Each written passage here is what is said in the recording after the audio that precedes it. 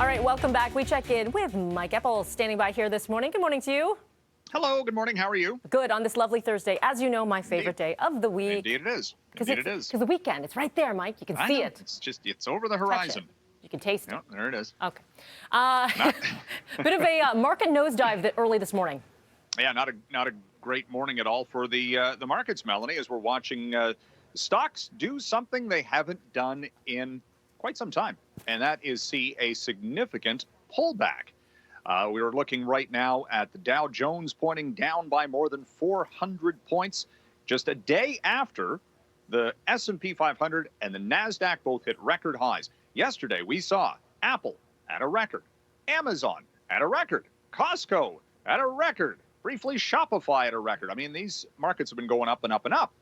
What's changed? Well, it's sort of positioning for the upcoming earnings season. There's a little bit of concern that we're going to see a little bit of a slowdown in corporate profits, and that's going to affect stock valuations. And then we're also looking at what's been going on lately out of China, where the government there has been cracking down on all sorts of tech companies, newly listed firms. Didi is a ride-hailing app that just went public this week, and China immediately hit that with security risk assessment, and the share price tumbled 25%. So there's politics involved here as well. Some of these are companies that are listed on the U.S. markets, for example. And then we've got Google facing antitrust allegations from 36 American states related to its app store. Now, again, this comes back to competition for app developers, access to Google's App Store. Google saying, look, Apple is our big competitor here, so this antitrust thing shouldn't go anywhere. But nevertheless, you hear that kind of thing come in. Investors get a little bit worried.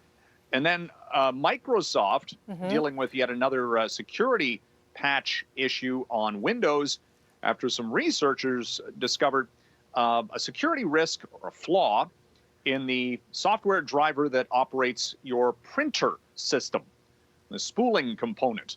And unfortunately, they published it accidentally on the web to basically allow cybersecurity, cyber hackers access. Yeah, that's so not Windows good. Today, not a good, no, oops.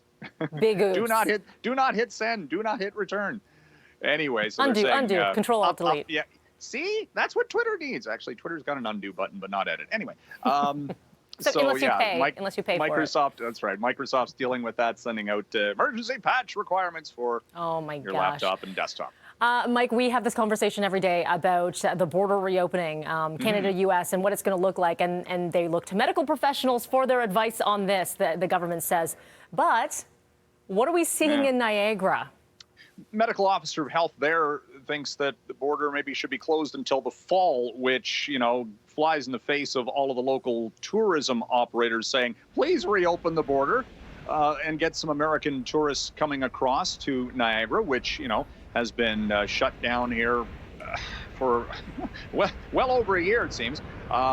So, got this push-pull between the local officials, the medical officer of health, and then again, can you use the border as a carrot to get people doubly vaccinated? If you want to come across, you got to show 2 pieces of proof of vaccination. Use it as an incentive. Again, we should hear more about that coming up. I mean, the next border restriction, when is it? July 21st, I think, is when they have to reassess things again. Yeah, in and around there. So we're getting close. And then we had, what Christine Elliott, the deputy premier, and Premier Doug Ford were saying yesterday. Maybe one wants to reopen early, the other one doesn't. And Patrick Brown, the mayor of Brampton, says reopen things now because the COVID numbers are down. So, I mean, it's all over the place. Oh, my gosh. We'll be watching that. We'll be asking Mayor John Tory when he joins us in a little bit. Very quickly for you, we've got about 20 seconds left. The idea of glorifying home ownership, maybe we shouldn't be doing that? Well, the new head of the Canadian Mortgage and Housing Corporation is saying, look, what are we always talking about? Ooh, real estate prices going to records, and everybody's, getting rich on real estate. And is it time for maybe a mindset change to look again at densification, building up rather than out, which again goes against pretty much everything we've been talking about for the past year, people looking for more space.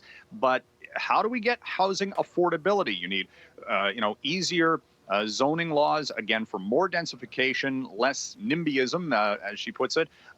People have to be willing to accept buildings and apartments and condos instead of single-family or single-family houses for all intents and purposes, and get cities going up rather than out, and then you maybe get a little bit more stability in the real estate market. All right, Mike, as always, we appreciate your time. We'll talk to you tomorrow, Friday. Thank you. Excellent. All right, 6:19 is your time right now. Coming up next, you've heard about this new variant, but now detected in Canada. We're going to bring you those details coming up next.